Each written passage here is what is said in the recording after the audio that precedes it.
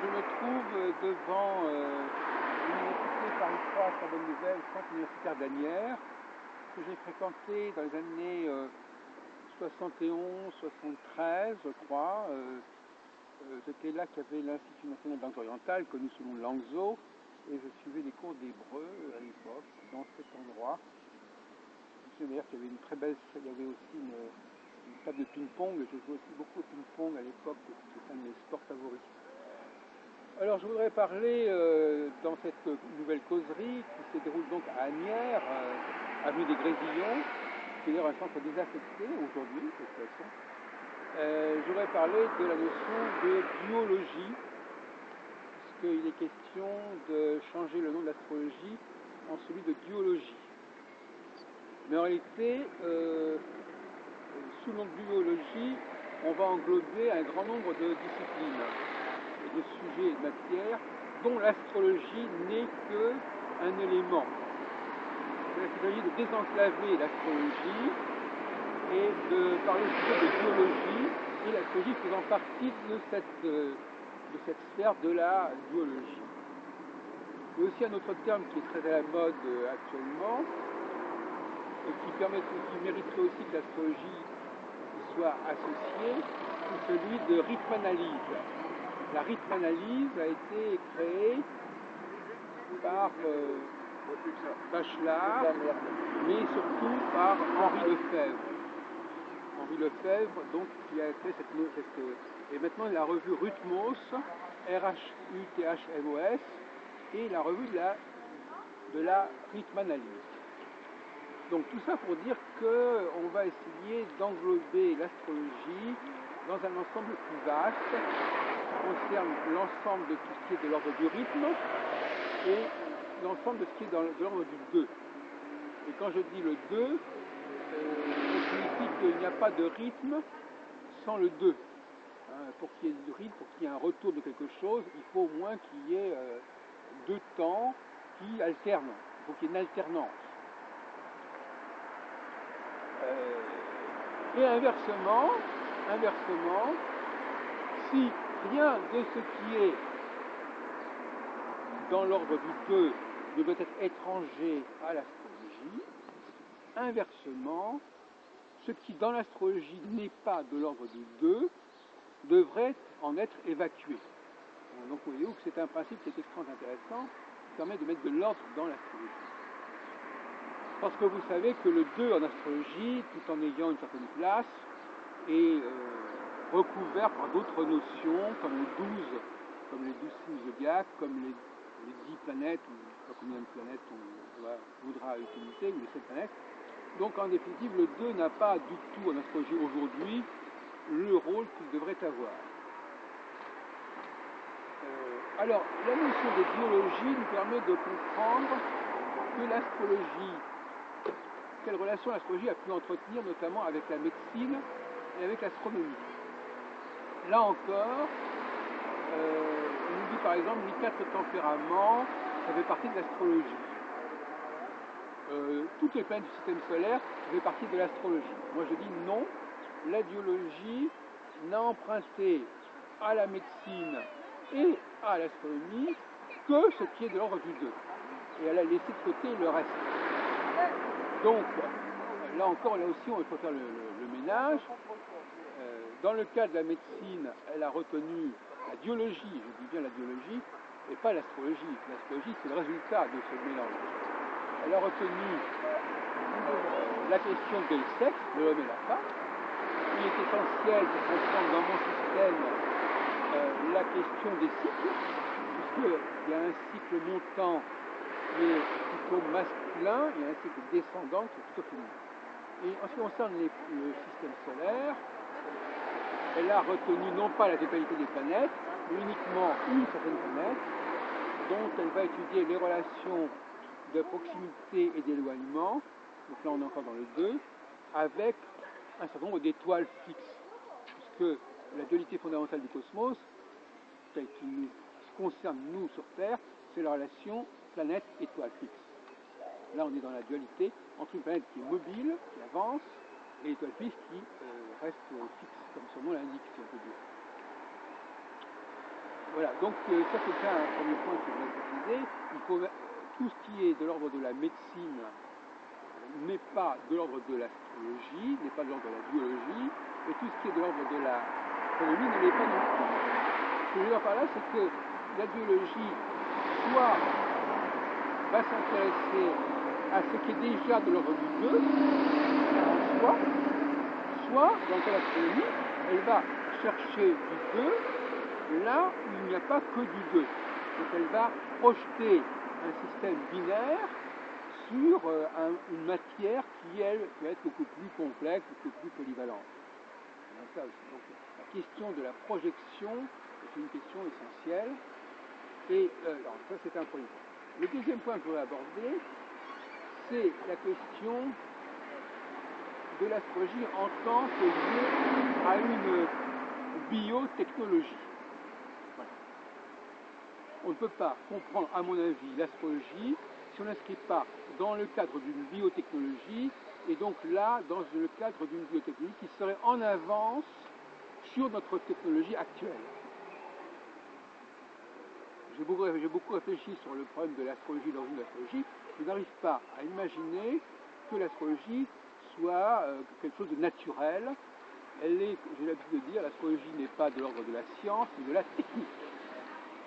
Et la technique, ce n'est pas la science. La technique emprunte, se nourrit de la science, on peut dire, elle se nourrit de la réalité de la nature, mais elle la retravaille, elle la transforme. Et l'histoire des techniques n'est pas l'histoire de la science, et l'objet technique n'a pas la même réalité et n'a pas la même histoire que l'objet scientifique au sens global, l'objet naturel. Une voiture n'a pas la même histoire qu'une montagne. Elle n'est pas née de la même manière, elle ne va pas vivre de la même façon.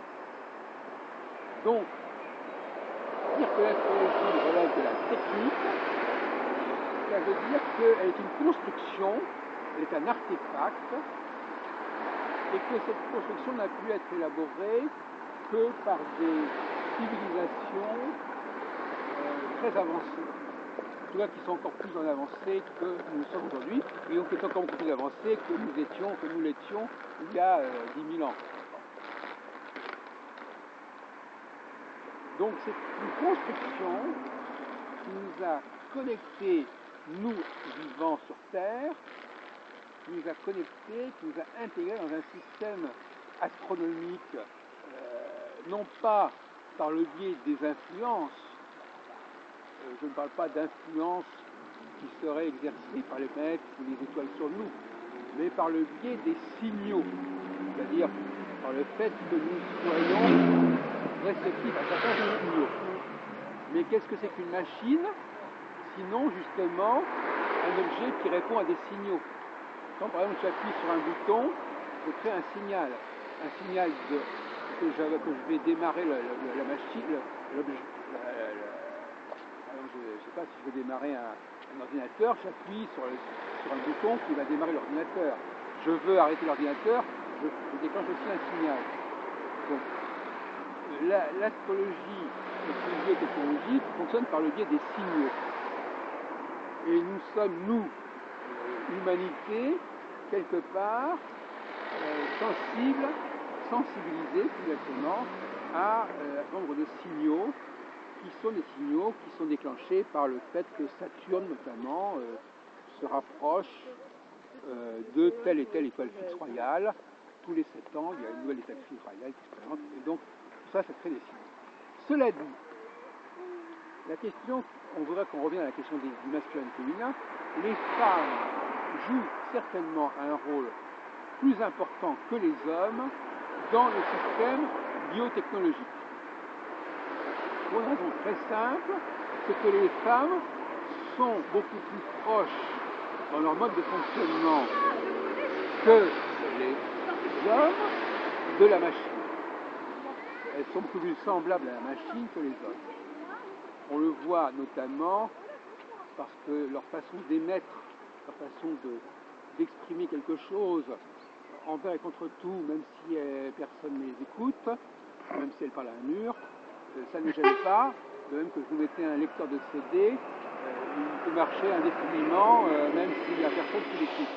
Donc quelque part, il y a quelque chose de très mécanique quelque part chez la femme. Et en plus, quand on donne à une femme un texte, eh bien voilà, elle va le lire, elle sait le lire, comme un lecteur de CD sait lire un CD. Voilà. Donc, vous pouvez changer le disque, voilà, il n'y a pas de problème. Donc, les femmes sont marquées par un double processus. Il y a la phase ascendante, quand Saturne se rapproche progressivement de l'une des 4 étoiles fixes royales que sont Aldébaran, Vénus, Phares, Cumulus, où elle se rapproche des hommes. Elle se rapproche des hommes, c'est un nouveau cycle qui commence, elle se rapproche des hommes pour être fécondée non seulement physiquement, mais psychiquement, mentalement. Donc là, il y a une espèce de volonté comme ça de s'imprégner de l'homme. Et puis vient la phase descendante, et à ce moment-là, les femmes vont se séparer progressivement des hommes.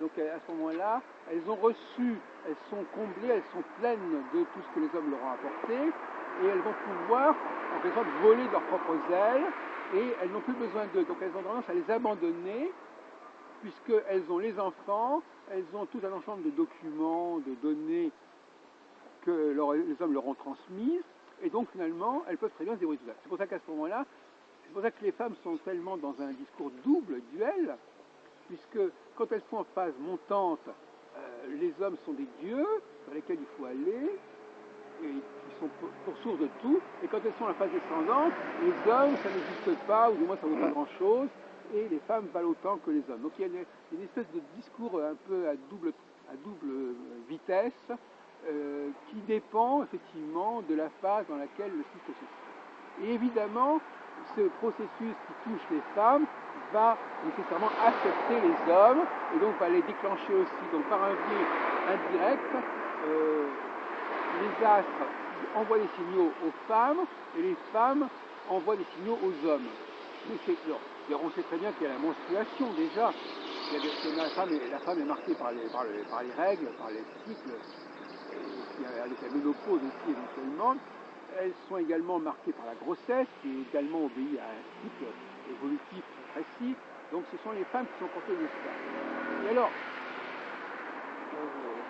la question de savoir comment, ça c'est une question sur laquelle j'ai travaillé et j'ai peiné pendant très longtemps, c'est comment cette construction qui s'est faite il y a des milliers d'années, comment peut-elle continuer à fonctionner aujourd'hui?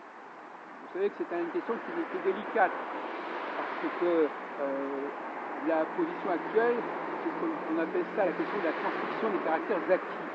Normalement, ce qu'une culture a construit n'est pas transmissible biologiquement. Donc on n'est pas dans le domaine de l'ADN. L'ADN, c'est quelque chose qui est naturel. Là, on est dans le domaine de la technique. Donc une machine, elle n'a pas d'ADN, mais elle a une sorte d'ADN technique.